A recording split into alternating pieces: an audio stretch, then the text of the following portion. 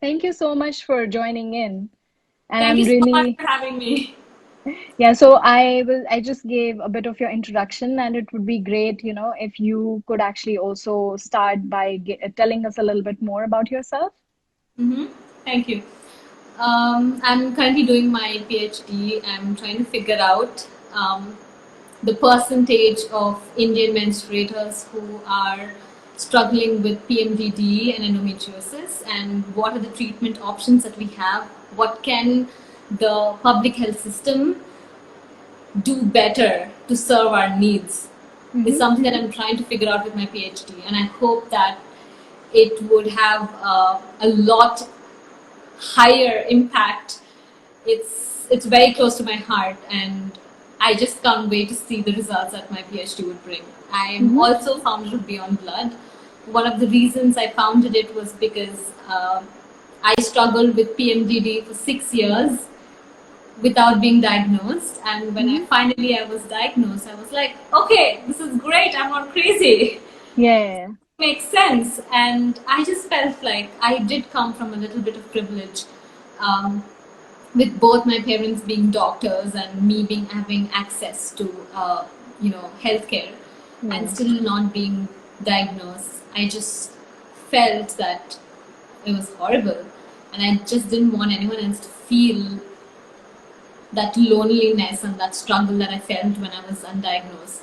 Mm-hmm. So I was like, not a big deal. I just need to get all of us together so we support each other. Mm-hmm. Maybe we'd have better health outcomes. Maybe we'd have better quality of life if we're just supporting each other, whether we are undiagnosed or diagnosed.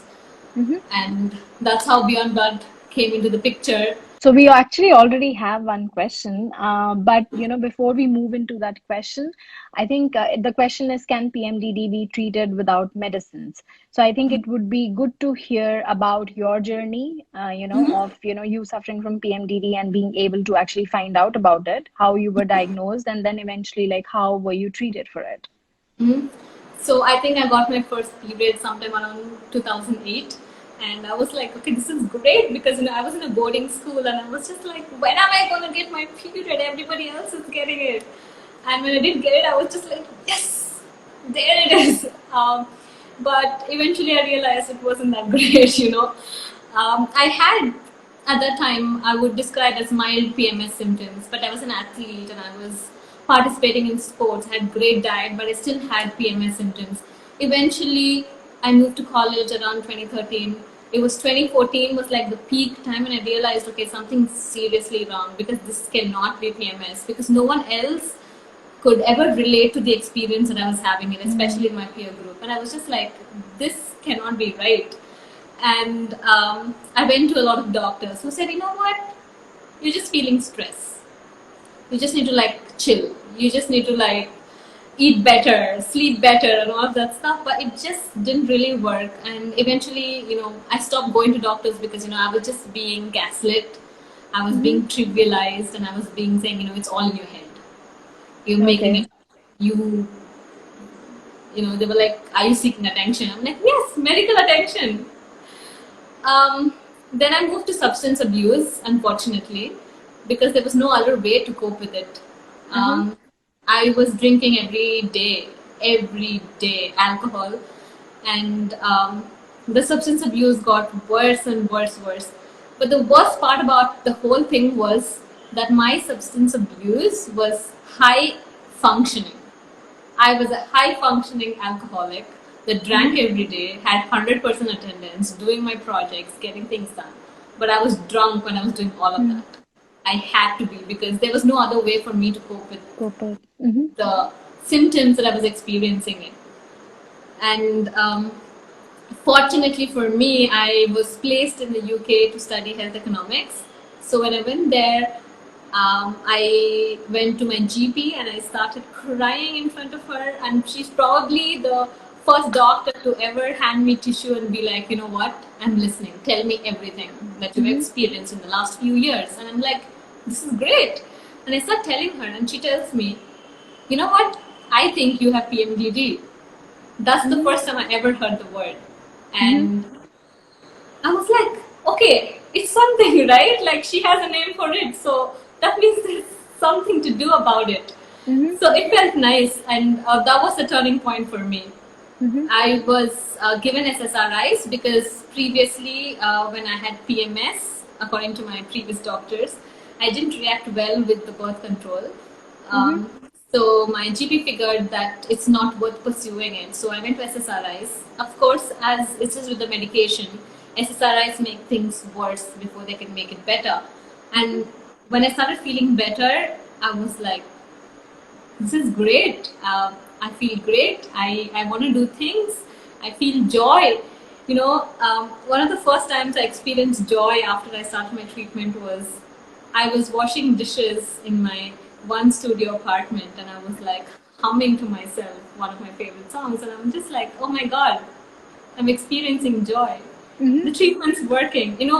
It's a very small thing. Like, I don't know, a lot of people might not think it's a big deal, but for me it was a big deal because I was Mm-hmm. experiencing joy, and So it was. if I can actually stop you for a minute right there, because I really want to know, the kind of symptoms that you were facing, and what was the time frame of those symptoms, like, how long before your periods that you were facing that. I mean, how much it would affect your life, if you can tell us about that. So I had a significant impact on my life. About 14 to 15 days before my periods, I had a lot of physical symptoms. Um, Water retention at my breast, my ankles, my wrists, and it was unbearable. The joint Mm-hmm. pains, and I also had really bad mental health symptoms as well. Mm-hmm. I would feel, less worthy. I had low self-esteem. I had severe body image issues. I would also feel a lot more hungrier, but I also Mm-hmm. developed a lot more body image. And I'm just like, you shouldn't be eating this. You're so fat. Mm-hmm. Um, I also had suicidal ideation. Mm-hmm. Mm-hmm. Fortunately, that I never acted upon. Um, but it was very intense because I would just be sitting there and I would just not be present because all I could think was the ways that I don't belong here and the Mm-hmm. ways that I could just end it right there. It was Okay. very debilitating because I couldn't get myself out of the bed. I couldn't Mm-hmm. get myself even to brush my teeth some days. And it Mm-hmm. was a horrible experience and I would never wish it upon to anyone else. Mm-hmm. Mm-hmm.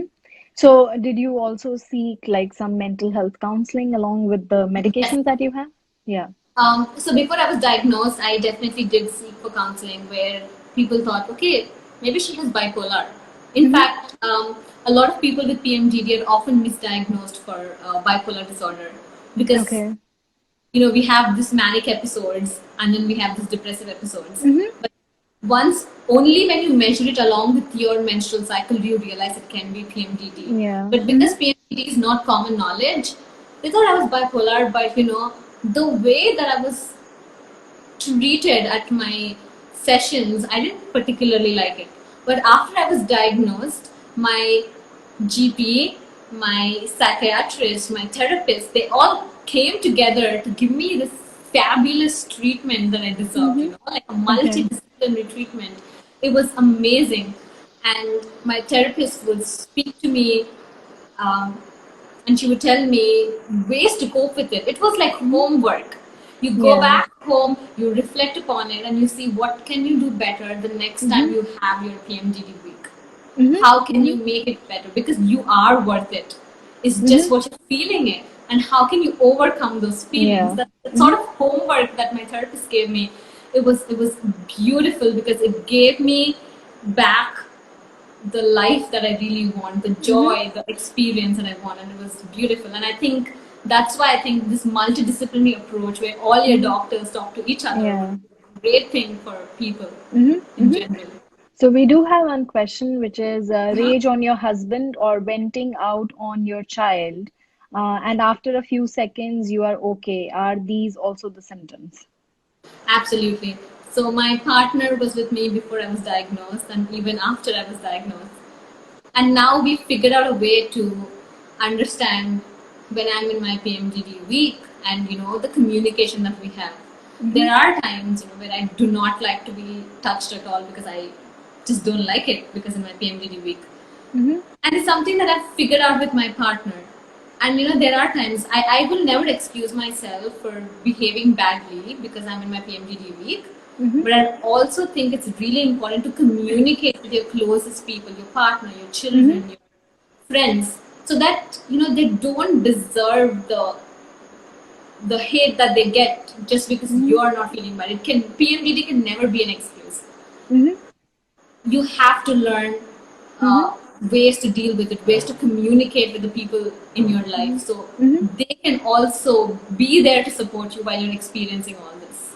Mm-hmm. Definitely, it was a struggle because I wondered if my relationship would have lasted if I wasn't diagnosed. I Mm-hmm. wonder a lot of times. Yeah. Maybe the diagnosis really helped, Mm-hmm. the diagnosis, the treatment, the therapy, all helped me to stay in the relationship that I am. Yeah. But it's really important to understand that we should not inflict pain upon someone else just because we are feeling it. Mm-hmm. Sometimes it can happen, but you really need to ensure that it doesn't through Mm-hmm. your care providers.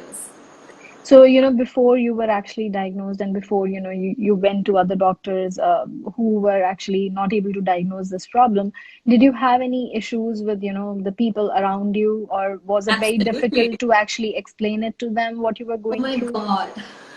It was so hard. Of course, my friends are like, my closest friends are like, she's having a severe form of PMS, you Yeah. know. But there are also other places like in academics, in employee relationships, where just like, come on, you're a feminist, you can't use PMS as an excuse. Okay. Mm-hmm. And that hurt because I'm not trying to use it as an excuse because that's exactly how I'm feeling. The fatigue, the Mm-hmm. depression, the pain that I'm feeling is real. I'm not using it as an excuse. And of course, I'm a feminist. I don't want to fall into the stereotype of PMS. But that's Mm-hmm. exactly also another reason why we need to talk about it because it's not a stereotype. Mm-hmm. It's a living condition. Mm-hmm. It's what we're all feeling. Mm-hmm. We're not using it as an excuse. Mm-hmm. And that's exactly why we need more conversations about it because there's so many PMS jokes that women and menstruators they don't want to come out and tell how they're feeling because they're just Yeah. like okay they're going to stigmatize it, they're going to make jokes out of it, Mm-hmm. and we don't want that, right? Like we don't want to be the people who are just like to become the stereotype. Mm-hmm. But but that's the truth of PMDD is that whatever jokes out there, it's a reality. Mm-hmm. The debilitating nature of it, the unable to get out of bed, the depression, the anger, the irritability, it's all the reality that you're facing. Mm-hmm. And no amount of jokes, no amount of stigma is going to erase the reality that we're experiencing unless Mm-hmm. someone comes out there, accepts it, and tries to help us. Mm-hmm. So one of the questions we had earlier was about, if it can be cured without medicine. So was it, I mean, do you think there are other alternative ways of kind of, coping with that besides, the medicines? From personal experience, I would say if it was PMS, definitely there are various ways that somebody could deal with the PMS symptoms in terms of vitamin D, in terms of calcium, lifestyle changes, and all of that. But I think when it comes to PMDD, there are a lot of complexities because one of the things we need to understand is that PMDD is like a cellular changes. Your body is literally having a chemical reaction. Your brain is having a bad reaction to everyday change in estrogen and Mm-hmm. progesterone. And to call for a cure or to call for lack of medication, I think is just pill shaming. We want to cure everything naturally. They're like you see ads, cure PCOS naturally, cure PMS naturally. I mean, what's the need? Are we ever saying for any other male related disorders cure it naturally? I don't think so. There's Mm-hmm. a pill for everything, and I think pill shaming is one of the most significant part of a menstruator's experience. You pill shamed all the time. Why are you taking it? Why are you taking this? Why are you taking that? But if that pill, that sertraline is giving me the ability to get out of my bed, take my dog for a walk, Mm-hmm. like write a paragraph, good enough for me. There's Mm-hmm. absolutely at this time there's no cure for PMDD. I hope there is one. At this time there's no cure for PMDD. It's Mm-hmm. all trial and error. You first start with birth control, doesn't work. You try different birth control, that doesn't work. You start SSRIs, you start SNRIs, nothing works. You go to chemical menopause, and then you go to surgical menopause. There's so many options out there, and we're just trying to figure out what works best for Mm-hmm. us. It's trial and error. There is medication for PMDD that's being studied right now, but it's not out there for market consumption yet. But I hope Mm-hmm. one day it is, and I hope no one shies away from it, because if you are able to have a life out of a bottle of pills, I would Mm-hmm. definitely encourage it. Because Mm-hmm. pill shaming has no space in my life, it has no space in anyone else's life, because they're there for a reason. Mm-hmm. And Okay. absolutely, we need it. Mm-hmm. So you mentioned that you were diagnosed in the UK, and of course you are in India, and you've started this foundation, Beyond Blood. So with respect to India, what kind of challenges you see right now with respect to PMDD awareness? I find two challenges. The first thing is the twin stigma, the stigma associated with menstruation, and then the stigma associated with mental health. Mm-hmm. Because PMDD has this two layers. It's related to your menstruation, it's also related to your mental health, and it has this suicidal ideation. It's like this um, twin stigma packed in a perfect black cover to Yeah. be hidden and delivered away somewhere.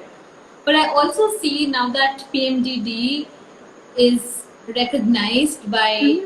ICD. Before it Yeah. was only in DSM, because of which only Yeah. psychiatrists or psychologists could diagnose it. Now Yeah. that Mm-hmm. in ICD, Mm-hmm. gynecologists and Yeah. everyone else also, other healthcare professionals other than the mental health professionals, can also diagnose it. So Mm-hmm. I see a huge potential here. Yeah. um, Doctors everywhere to step up, to Yeah. recognize the symptoms, and to be like, could this be it? Mm-hmm. And sort of probably even understand whether it is PMDD or not. And I Mm-hmm. think it's a huge potential. And I just think as long as doctors are open to learning about PMDD and are also open to learning about the experiences of various menstruators out there who are experiencing these debilitating symptoms, I think we have huge potential for more people to be diagnosed and Mm-hmm. treated as well. Because Mm-hmm. diagnosis is not the end goal. The end goal Yeah. is better quality of life through treatment. And we Mm-hmm. all deserve better quality of life where we Mm-hmm. feel good about ourselves. Mm-hmm. Mm-hmm. And So I yes, think yeah, go ahead. doctors can lead the way Uh-huh. in that.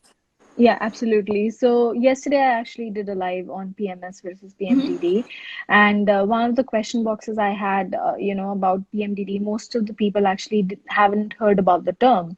So now, of course, you know about it, you have gone through it, and you know how to manage it. So with respect to PMDD, are there any misconceptions that you want to actually just put it out there?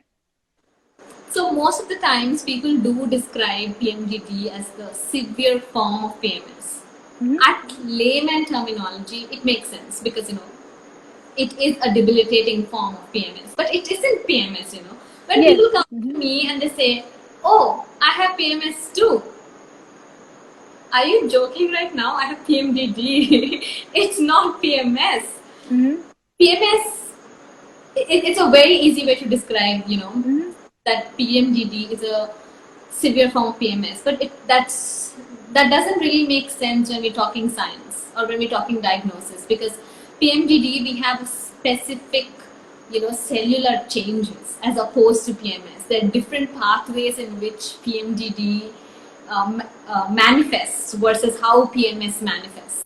Mm-hmm. So I sometimes feel like by calling PMDD a severe form of PMS is some sort of trivialization that's happening. But another way is also that it's a good thing, because that's the easiest way to describe it. Is Mm-hmm. that you're facing debilitating PMS symptoms? It's probably PMDD. It's great, Mm-hmm. but I also don't want it to be trivialized that it's just like a severe form of PMS, because it's much more than that. Mm-hmm. Yeah. Because nobody who's experiencing PMS are ever feeling the way that people with PMDD are feeling, because Mm-hmm. it's horrible. Yeah, yeah, yeah. Yeah. So are there any like other kind of misconceptions which you might have seen on the internet? Yeah. Yeah. The other one is people always assume that PMDD is from hormonal imbalance, but that's Mm-hmm. not true.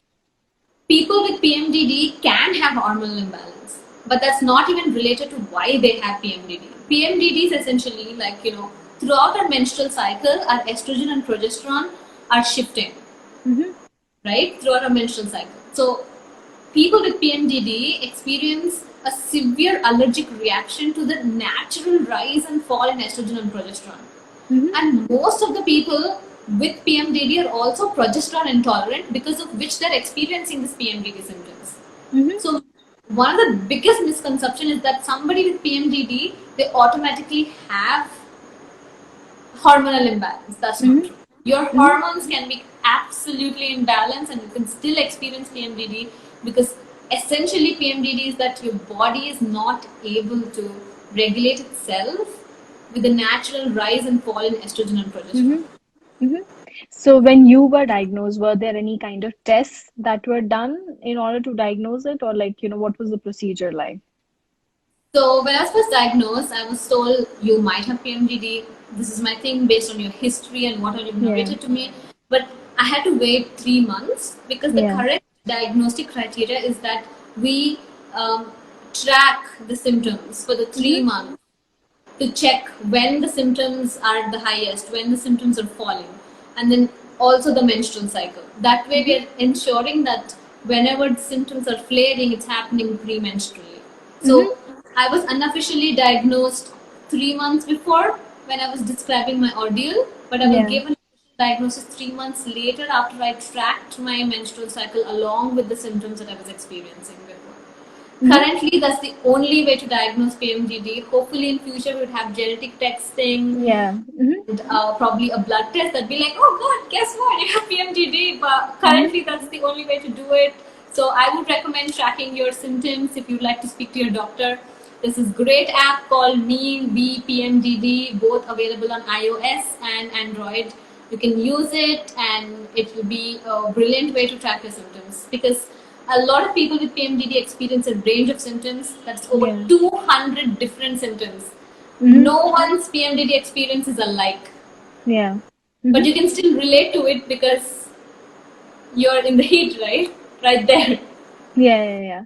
So actually, one thing is, of course, for people to know that these symptoms could be PMDD and I need help. And then the other thing, as what you said, is basically also for the doctors to actually correctly, diagnose it. So in terms of resource and support, if somebody thinks, that this is not normal, this is not, might not be PMS. So what is the right support system or the resources that you would direct them to, the best places to go for it? So we do have something called International Association for Premenstrual Disorders, which is IAPMD. You can go to their Mhm. website, you can do like the self screen to see if you have PMDD or if you have PME, and if one of them turns out to be true, and if you need some support in India, you can reach out to Beyond Blood. We also have a support group in India, which is a peer support group. Along with Mhm. that, we also have some of the doctors on our website who are knowledgeable about PMDD, who can Mhm. help you out and diagnose you, and take the treatment further if you fit the diagnostic criteria. Okay. Diagnosis is, of course, an important part, but in the support group, we also let people who do not have a diagnosis but have Yeah. experiences, Mhm. very close to PMDD, come into the group, because diagnosis itself is a privilege when the doctors are not aware of it. Mhm. It takes time. So till that time, you need some peer support. So we do provide peer support. You can look out for professional support on our website and get diagnosed in India as well. There's a lot more awareness coming up for PMDD, and we hope Mhm. more doctors join our support directory, and more will be able to diagnose and help you Mhm. to get a better quality of life if you Mhm. have PMDD. So, you mentioned that it was you suffered through it 6 years. So, what kind of changes have you seen with your PMDD symptoms? Like, it goes on, and there might be changes through the menopause stage as well. So, how has it been for you? So before I was diagnosed, it was just a lot of rage. Mhm. I would experience rage all of a sudden, and then my alcohol tolerance would fall down all of a sudden, despite being or abusing alcohol at that point of time. It was hard, and I was isolating myself from my friends because I was protecting them. and nobody knew what was happening. It was really difficult time, very confusing time, to be very Yeah. honest.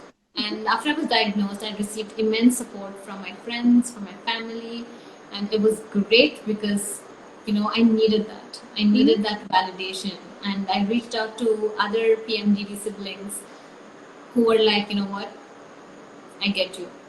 Your Okay. feelings are valid. I needed to hear that, and it was brilliant. I absolutely loved it. And I went on SSRIs and they were working, and I was just like, you know what? I have my life back. I have this serotonin. I'm going to do this. I'm going to do that. It was brilliant. But then it stopped working after a while. And then I Okay. went to chemical menopause, and chemical menopause was great. Whoa! If I could live and swim and breathe in that chemical menopause, I would. But I developed cardiac issues because Mm-hmm. of Oh, which I okay. had to continue chemical menopause and go back onto my menstrual cycles. Mm-hmm. Currently, I'm on this luteal phase only Mm-hmm. SSRIs, which is Mm-hmm. working out. But I also take a lot of help from my therapist as well, which is Mm-hmm. great because I need that sort of venting. I also need some ways to deal with it because I think somewhere or the other we always tend to go towards really bad coping mechanisms whether we know it or not. Mm-hmm. Somehow we learn it, and therapists can be a good way for us to learn or Yeah. unlearn the bad coping mechanisms and learn good coping mechanisms so that we're safe while Mm-hmm. we're also dealing with whatever that we're dealing with. So Mm-hmm. that has been absolutely great. But I also come from a very privileged position, being able to afford the medication, being able to Mm-hmm. afford the therapy, and also afford the time to take the Yeah. therapy, which Mm-hmm. is which could be very tricky for a lot more people in my Mm-hmm. position. And I hope that one day insurance claims and everything accepts PMDD, and we're able Mm-hmm. to not worry about the money anymore, and have better quality of life. Yeah, so that was actually one of my questions as well, like with regards to the cost of the treatment. I mean, of course, like you're describing all these treatments.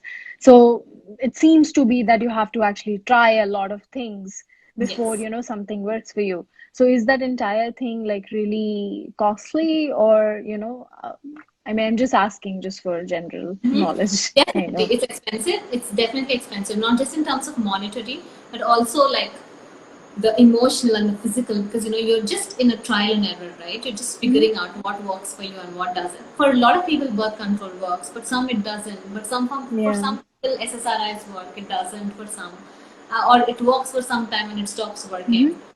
And it's just that trial and error. It's frustrating, and the Yeah. money that you put in, the time that you put in, and you're just like, I'm back to square one. What progress Hmm. am I making? Yeah.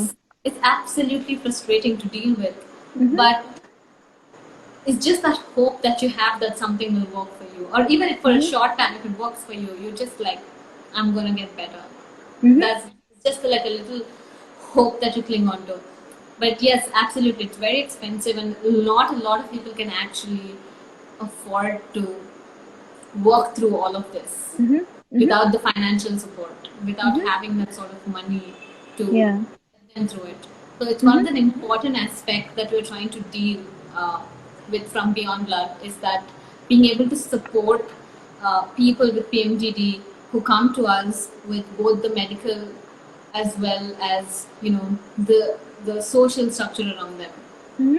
And we hope that soon, we've been speaking to some insurance companies as well, and we hope Oh, soon that nice. PMDD Hmm. would be covered too, because it's absolutely something that I'm looking forward to, because no one has to go through all of it, Hmm. especially trial and error, Hmm. and not figure it out. Yeah, so I think it's kind of seems like it's really important to have that one single source, of information where people could actually go and look up their symptoms if they have PMDD or not, and then basically, approach for the right resources. So with respect to Beyond and Blood, like what is your goal? Like what is your aim? How do you see it, moving forward? And if you have like any piece of advice for women out there who might be thinking that, they might have PMDD. Huh?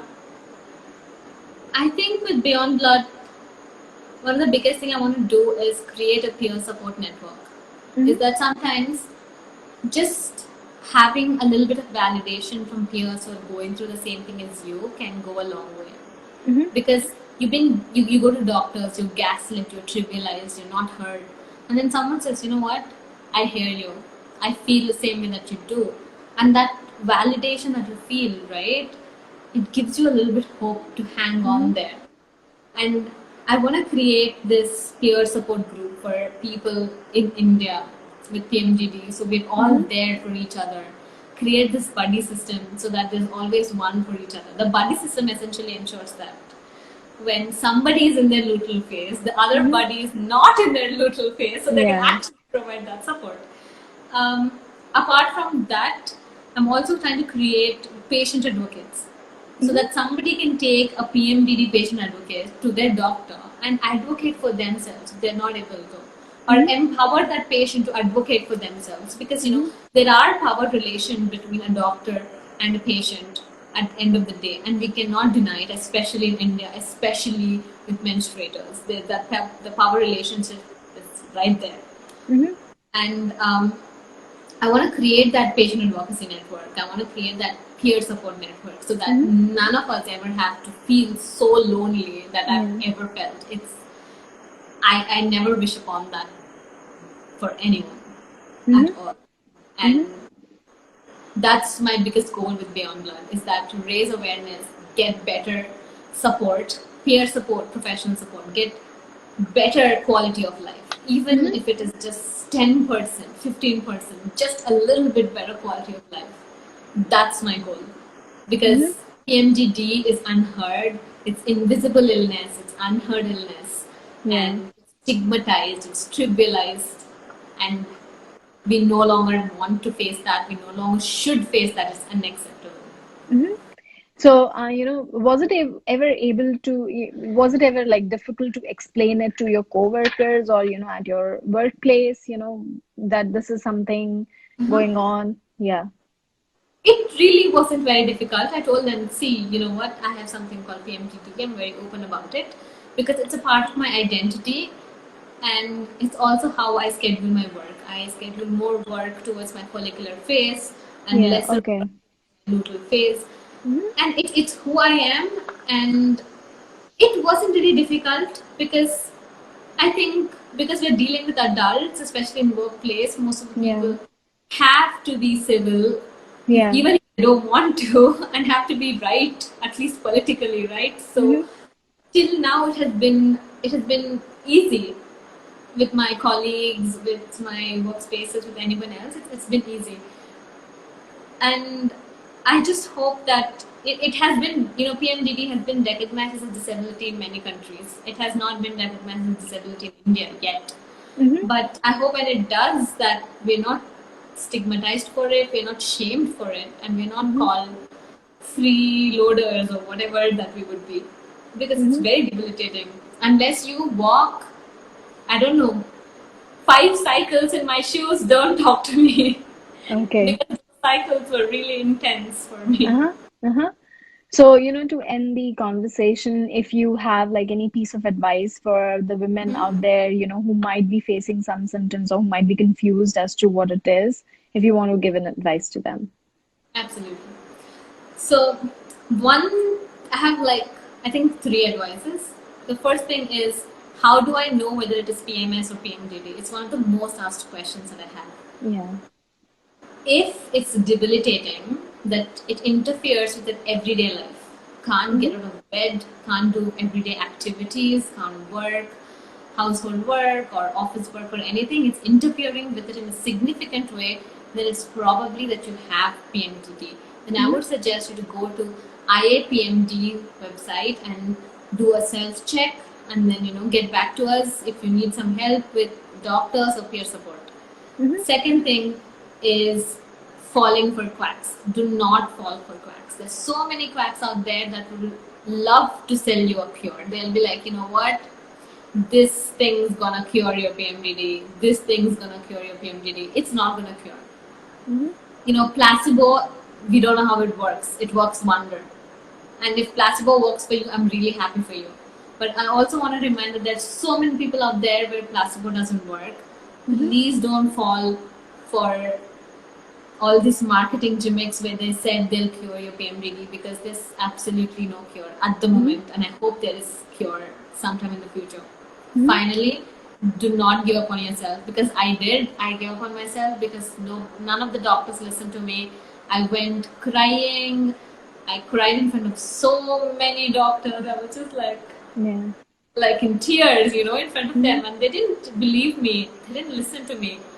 And somewhere up there, I just sort of gave up on myself. I forgot to advocate for myself. And I told myself, maybe I am overreacting. Maybe my symptoms are not so Yeah. bad. So I gaslit myself.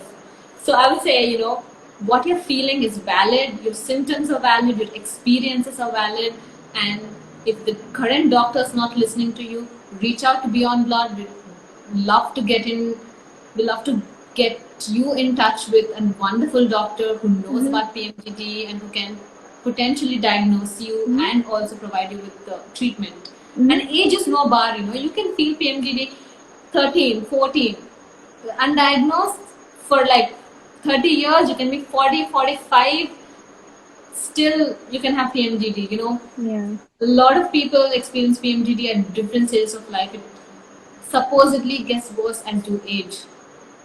So there's no shame in asking for help or reaching out for help, reaching out for diagnosis at any age. So do not absolutely be for it. That's my biggest advice. Be your own advocate. Advocate for yourself as hard as you can. Because at the end of the day, only you know what you're feeling and only you know what your experiences are. So of course, like PMDD, people also say that, it can break relationships. It can actually, put a lot of strain on the relationship. So Yes. do you have any advice for the family members or for partners or, for husbands or like, whoever is basically Uh-huh. surrounded the person who's going through PMDD? I would say the biggest advice for partners, friends, and everyone else is that, she is tracking her cycles, they are tracking their cycles. You could do it with their permission, definitely.